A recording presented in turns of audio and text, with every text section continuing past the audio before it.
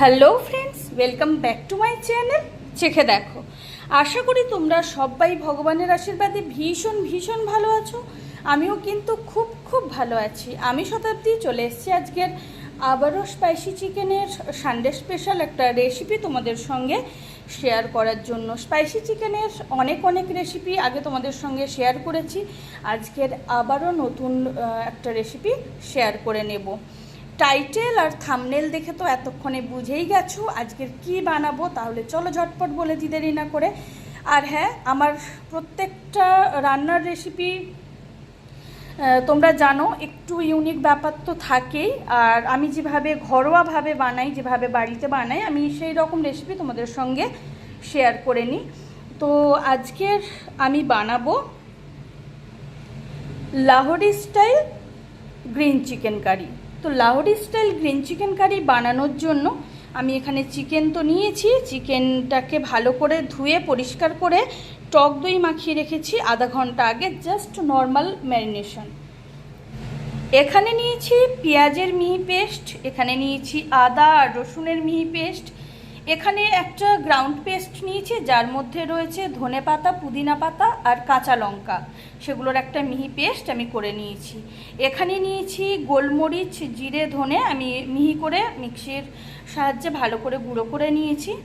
আর আমি সাধারণত সমস্ত মশলা চেষ্টা করি মানে নিজে বাড়িতে রেডি করে নিতে, কারণ বাজার থেকে কেনা মশলা আমি খুব একটা দিই না। এখানে নিয়েছি গোটা গরম মশলা, গোটা জিরে, এগুলো অবশ্যই অবশ্যই ফোড়নের জন্য। নিয়েছি কাশ্মীরি রেড চিলি পাউডার, এখানে নিয়েছি ফ্রেশ ক্রিম, লাগছে লবণ, আর নিয়েছি হলুদের গুঁড়ো। আর টক দইটা যেহেতু আমি ভালো করে চিকেনের সঙ্গে মাখিয়ে নিয়েছি, তাই এখানে আলাদা করে আমি আর টক দইটা দেব না। আর আমি এর আগে তোমাদের সঙ্গে হরিয়ালি চিকেনের রেসিপিটা শেয়ার করেছি, তো আজকের লাহোরি গ্রিন চিকেনের রেসিপিটা তোমাদের সঙ্গে শেয়ার করে নেব।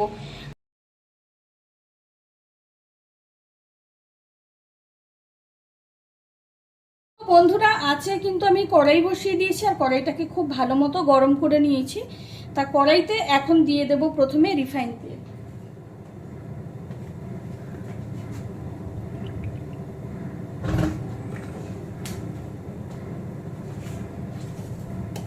আর দিয়ে দিচ্ছি ঘি।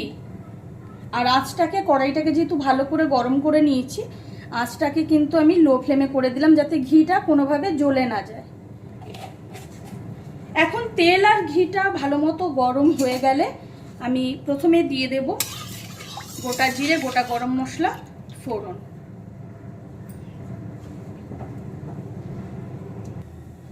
তো তেল আর রিফাইন তেল আর ঘিটা কিন্তু গরম হয়ে গেছে, এখন দিয়ে দিচ্ছি ফোড়ন। গরম মশলা আর গোটা জিরেটা হালকা ভাজা ভাজা হয়ে গেলে এর মধ্যে আমি প্রথমে দিয়ে দেব পেঁয়াজের পেস্ট। এখন কিন্তু গোটা গরম মশলা আর গোটা জিরে কিন্তু হালকা ভাজা হয়ে গেছে, এখন প্রথমে দিয়ে দিচ্ছি পেঁয়াজের পেস্ট। পেঁয়াজের পেস্টটাকে আমি হালকা বাদামি কালার করে ভেজে নেব প্রথমে।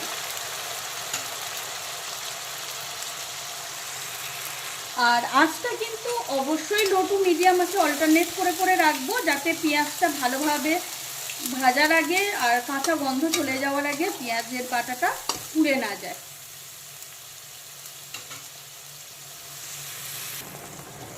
তো এখন কিন্তু পেঁয়াজের পেস্টটা হালকা বাদামি কালার করে কষিয়ে নিয়েছি, এখন অপূর্ব একটা স্মেল বেরোচ্ছে, সমস্ত কাঁচা গন্ধ কিন্তু চলে গেছে। তো এখন আমি একে একে বাকি মশলাগুলো দিয়ে দেবো কড়াইতে। প্রথমে দিয়ে দিচ্ছি আদা আর রসুনের মিহি পেস্ট।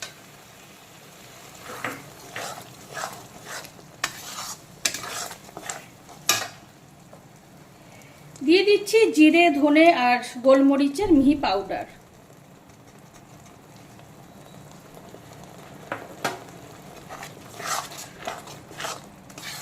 দিয়ে দিচ্ছি স্বাদ মতো লবণ।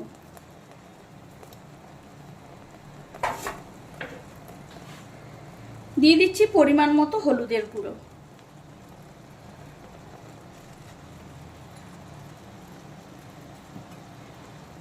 আর দিয়ে দেব কাশ্মীরি রেড চিলি পাউডার।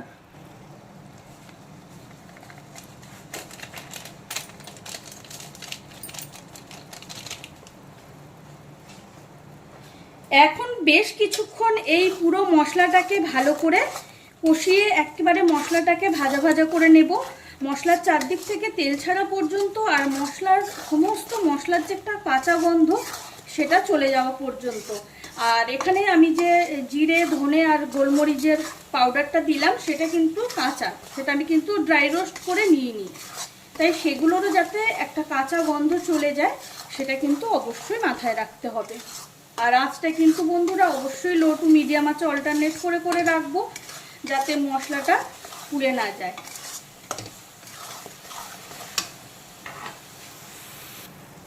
মশলাটা যাতে খুব ভালো মতো কষানো হয়, যাতে পুড়ে না যায়, সে কারণে আমি দিয়ে দিচ্ছি মশলার মধ্যে কিছুটা পরিমাণ জল। মিক্সির জারে লেগে থাকা সমস্ত মশলা আমি সামান্য জলে গুলে দিয়ে দিলাম। তো এখন পুরো মশলাটাকে খুব ভালো করে কষিয়ে নিচ্ছি। তো বন্ধুরা এখন কিন্তু আমি প্রায় 5-7 মিনিট সময় নিয়ে পুরো মশলাটাকে খুব সুন্দর করে লো টু মিডিয়াম আঁচে অল্টারনেট করে করে কষিয়ে নিয়েছি, কষিয়ে একেবারে ভাজা ভাজা করে নিয়েছি। আর সেটা তো তোমরা মশলা দেখে বুঝতেই পারছো, মশলার চারদিক থেকে তেল ছেড়ে গেছে, সমস্ত কাঁচা গন্ধও একেবারে চলে গেছে। তো এখন আমি এই কষানো মশলার মধ্যে ম্যারিনেটেড চিকেনটাকে দিয়ে দিচ্ছি। সিম্পল ম্যারিনেশন বলেইছি, শুধু টক দই দিয়ে আমি ম্যারিনেট করে আধা ঘন্টা আগে রেখে দিয়েছিলাম। তো এখন বেশ কিছুক্ষণ কষানো মশলার সঙ্গে চিকেনটাকে ভালো করে কষিয়ে নেব।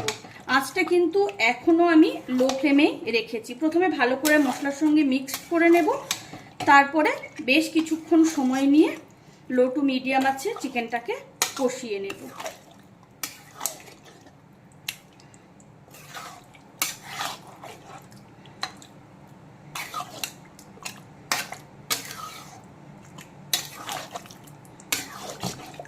তো চিকেনটাকে কিন্তু ভালো করে সমস্ত কষানো মশলার সঙ্গে খুব ভালো করে মিক্সড করে নিয়েছি।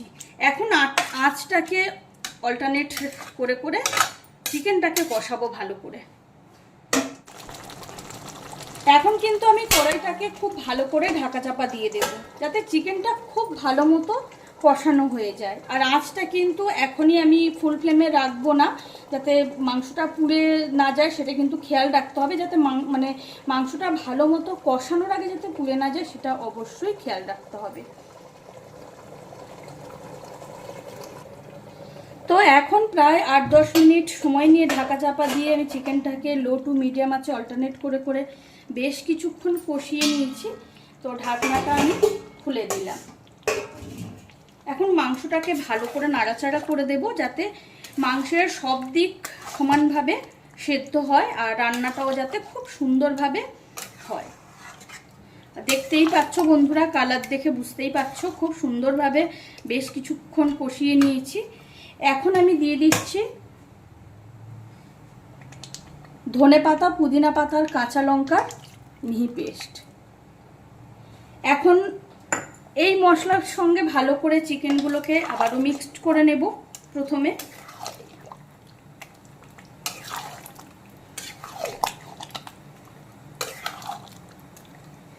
আর একটা কথা বলে রাখি, এই রান্নাটাতে কিন্তু অনেকে পেঁয়াজ দেয় না, তো আমি কিন্তু দিই বেটার টেস্টের জন্য। তোমরা চাইলে পেঁয়াজ দিতেও পারো, নাও দিতে পারো, সেটা তোমাদের পছন্দ মতো।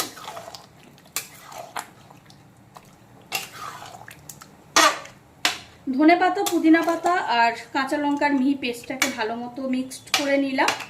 তো এখন কড়াইটাকে আবারও ঢাকা চাপা দিয়ে এখন মিডিয়াম টু হাই ফ্লেমে অল্টারনেট করে করে আরও বেশ কিছুক্ষণ কষিয়ে।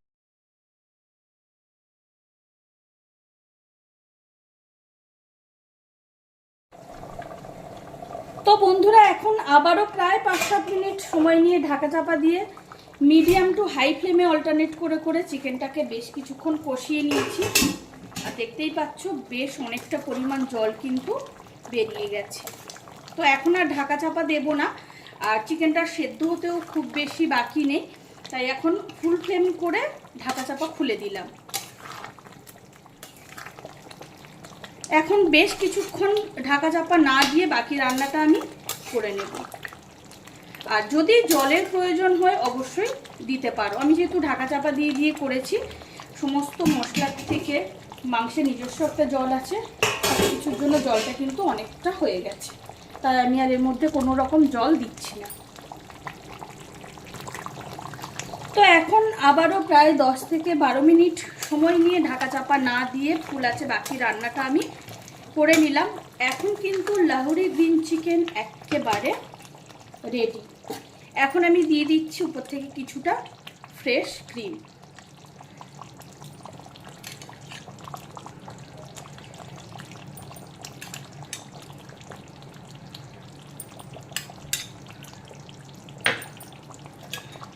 আর দিয়ে দিচ্ছি আরো কিছুটা ধনেপাতা কুচি।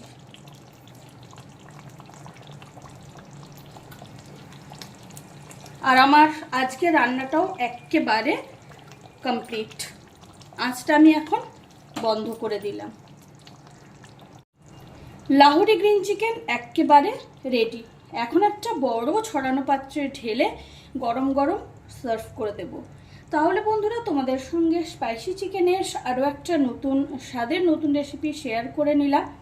লাহোরি গ্রিন চিকেন নিশ্চয়ই তোমরা অনেকভাবে খেয়েছো, একবার অবশ্যই আমার এই রেসিপিটা অবশ্যই ট্রাই করো। খেতে জাস্ট অনবদ্য হয়, যে কারণে তোমাদের সঙ্গে শেয়ার করে নেওয়া।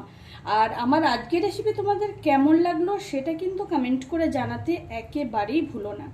আমার আজকের রেসিপি যদি তোমাদের ভালো লেগে থাকে তাহলে অবশ্যই অবশ্যই লাইক কমেন্ট শেয়ার করো। চ্যানেলটিকে সাবস্ক্রাইব করে দিও আরও অনেক অনেক ভালো ভালো নতুন নতুন রান্নার রেসিপি পেতে। পাশে থাকা বেল আইকনটি অবশ্যই প্রেস করে দেবে, তাতে করে আমি যখনই কোনো নতুন রান্নার ভিডিও আপলোড করব সবার প্রথম তোমরা নোটিফিকেশান পাও।